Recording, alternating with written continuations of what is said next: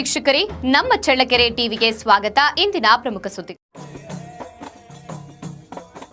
ಚಿತ್ರದುರ್ಗ ಜಿಲ್ಲೆಯ ಚಳ್ಳಕೆರೆ ತಾಲೂಕಿನ ರೇಖಲಗೆರೆ ಗ್ರಾಮದ ಮಸ್ಜಿದ್ ಎ ಗೌಸಿಯಾ ಅರೀಫ್ ಅಲಿ ಶಾ ಖಾದ್ರಿ ಆಸ್ಥಾನದಲ್ಲಿ ಮೊಹರಂ ಹಬ್ಬದ ಅಂಗವಾಗಿ ಧಾರ್ಮಿಕ ವಿಧಿವಿಧಾನಗಳಿಗೆ ಅಧಿಕೃತವಾಗಿ ಉರುಸ್ಗೆ ಚಾಲನೆ ನೀಡಲಾಯಿತು.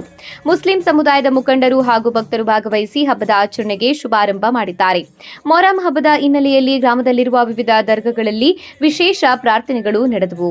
ಧಾರ್ಮಿಕ ಮುಖಂಡರಾದ ಉಜ್ಜಿನಿ ಹಜರತ್ ಸೈಯದ್ ರೆಹಮತುಲ್ಲಾ ಶಾ ಖಾದ್ರಿ ಸಜ್ಜಾದ್ ಮಾತನಾಡಿದ ಅವರು ಮೊಹರಂ ಹಬ್ಬದ ಮಹತ್ವವನ್ನು ವಿವರಿಸಿ ಶಾಂತಿ, ಸೌಹಾರ್ದತೆ ಮತ್ತು ಸಹಬಾಳ್ವೆಯ ಸಂದೇಶ ಸಾರಿದ್ದಾರೆ.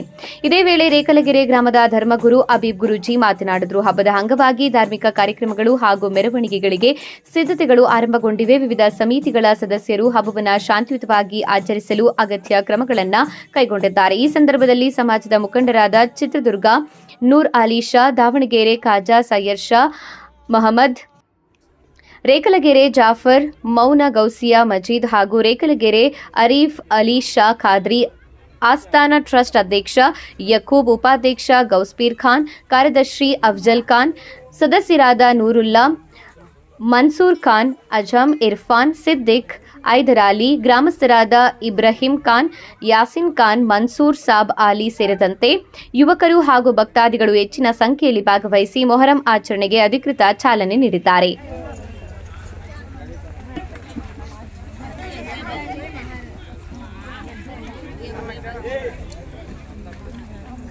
जा रहे हैं